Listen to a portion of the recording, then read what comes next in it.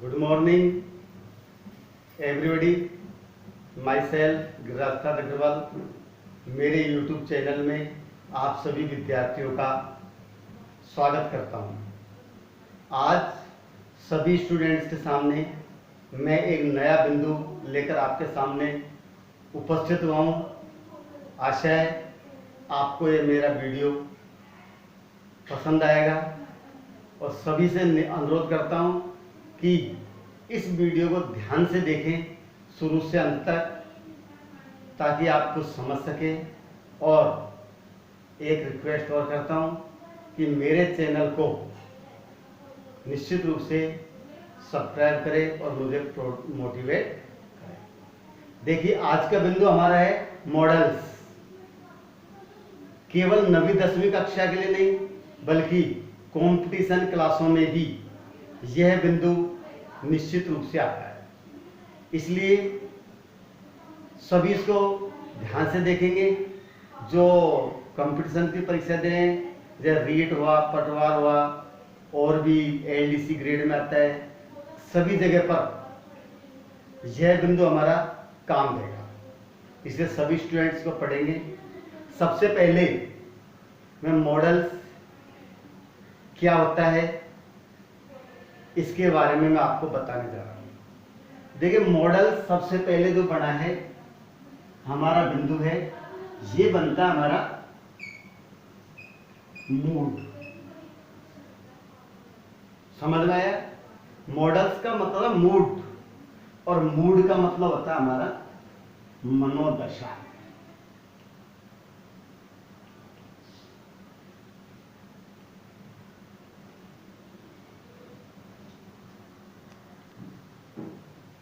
तो देखिए, मूड का मतलब होता है मनोदशा। अब मनोदशा क्या होती है?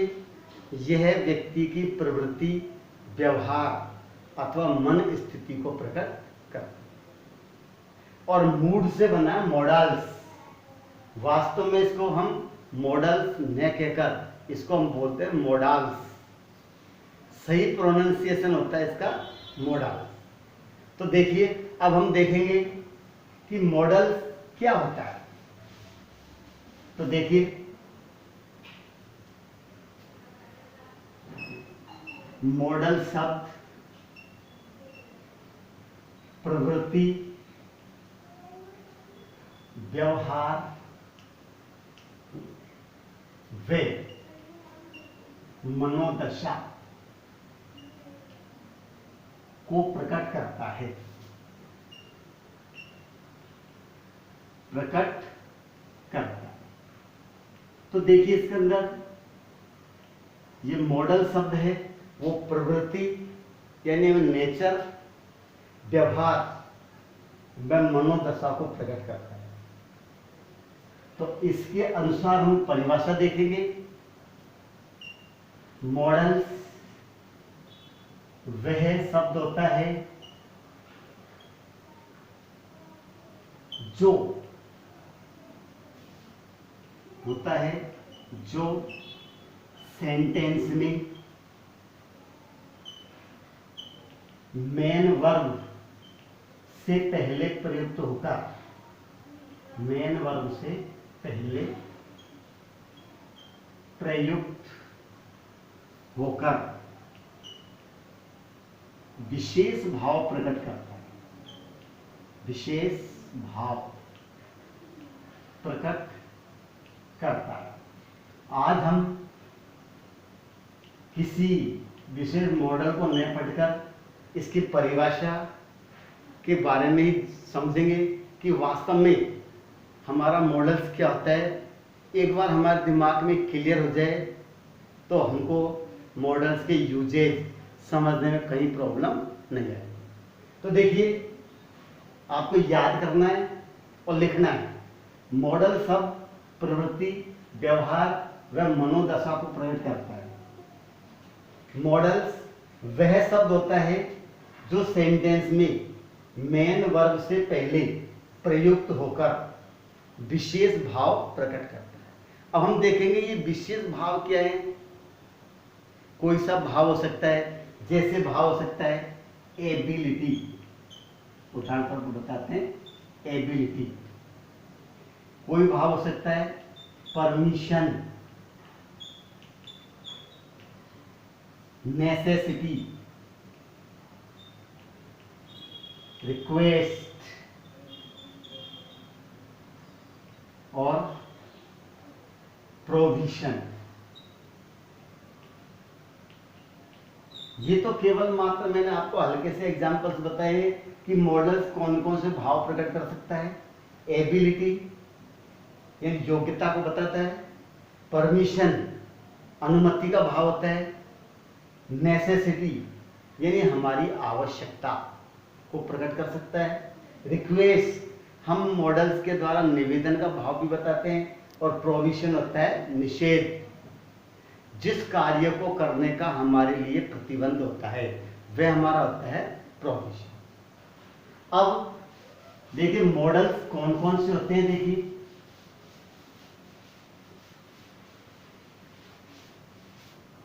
हम देखेंगे मॉडल्स निम्न हैं, मॉडल्स निम्न हैं। Will, would, shall, should, can, could, may, might, must, ought to, used to, need, पोस्टर नॉट यानी बराबर नीडंट। ये हमारे मॉडल्स के रूप में प्रयुक्त होते हैं। कंपटीशन परीक्षाओं में भी इन्हीं मॉडल्स पर आधारित यूजेज हमसे पूछे जाते हैं। 10th बोर्ड के अंदर तो 2 नंबर का क्वेश्चन फिक्स है और वो आता ही है, इसलिए हम सबको मॉडल्स को विशेष ध्यान से पढ़ना है।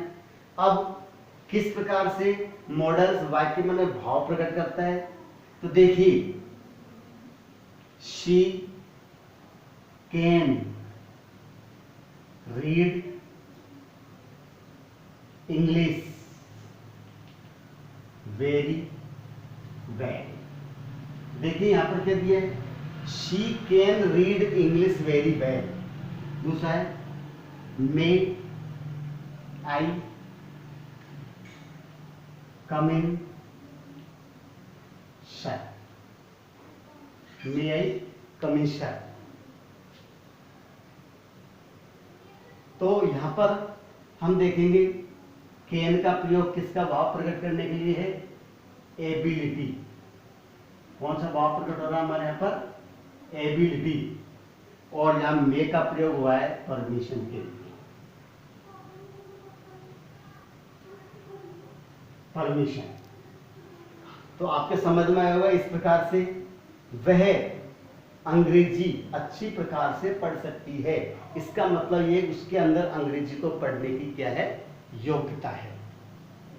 यहां पर क्या मैं अंदर आ सकता हूं, तो अंदर आने की परमिशन ले रहा है, तो मे का प्रयोग वाक्य में क्या बता रहा है, परमिशन का भाव प्रकट कर रहा है। इस प्रकार से मॉडल्स हमारे वाक्य में भाव प्रकट करते हैं, और एक मॉडल एक से अनेक भाव प्रकट कर सकता है। तो हम अब देखेंगे मॉडल्स कौन कौन से हैं। Will, would, shall, should, can, could, may, might, must, ought to, used to, need, not and needn't। ये हमारे मॉडल्स हैं। अब इन मॉडल्स की विशेषताएं क्या होती हैं, देखिए क्वालिटीज हम लिखेंगे यहां पर मॉडल्स की विशेषताएं की विशेषताएं।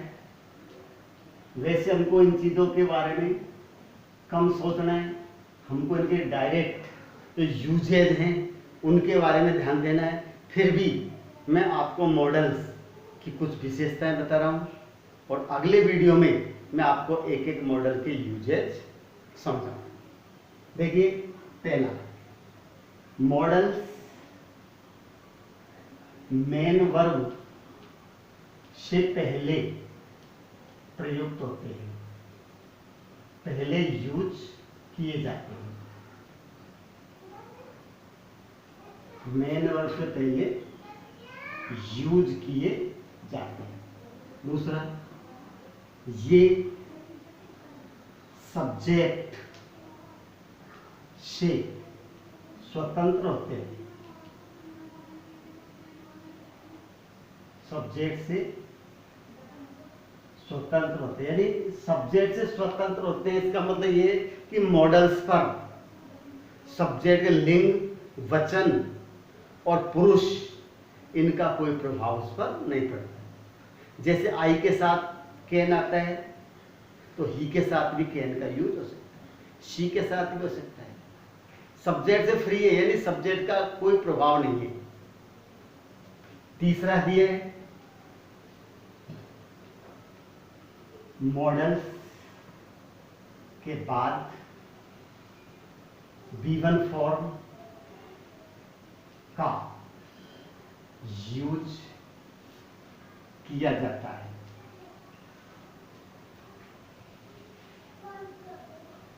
ये आपकी विशेषताएं हैं। 3 विशेषताएं मैंने आपको बताई है कि मेन वर्ब पहले यूज किए जाते हैं, सब्जेक्ट से स्वतंत्र होते हैं और मॉडल्स के बाद फर्स्ट फॉर्म का यूज हम करते हैं। चौथा है, कोई भी मॉडल एक से अधिक भाव प्रकट करता है। एक से अधिक भाव प्रकट करता है।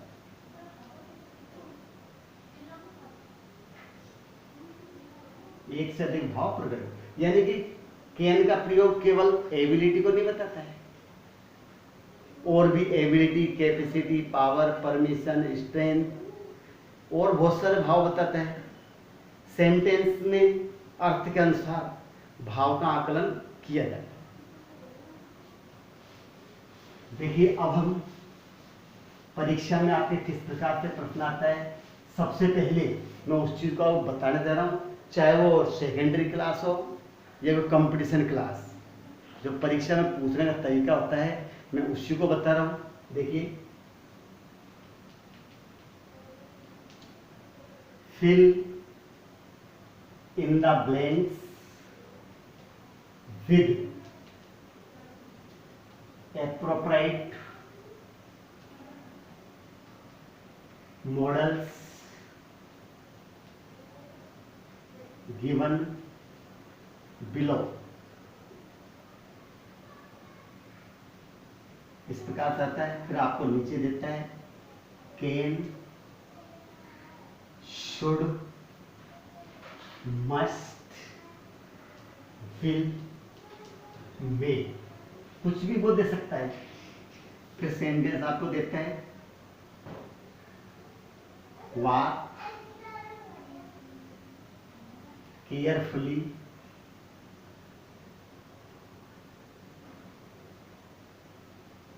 Least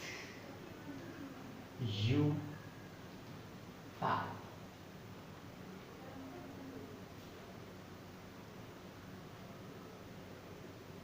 a student Pakistan wear school uniform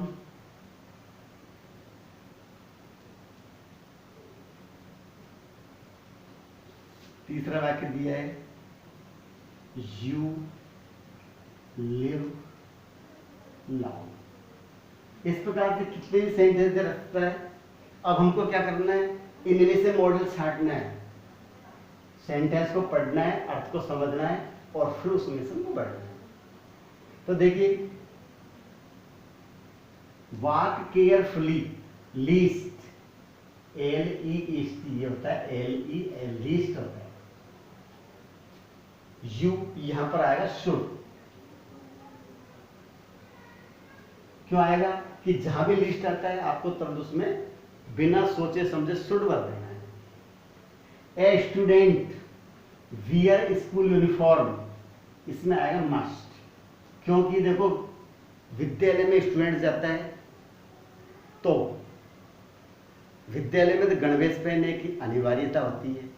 जो विद्यार्थी गणवेश पहनकर नहीं जाता है उसे पनिशमेंट मिलता है।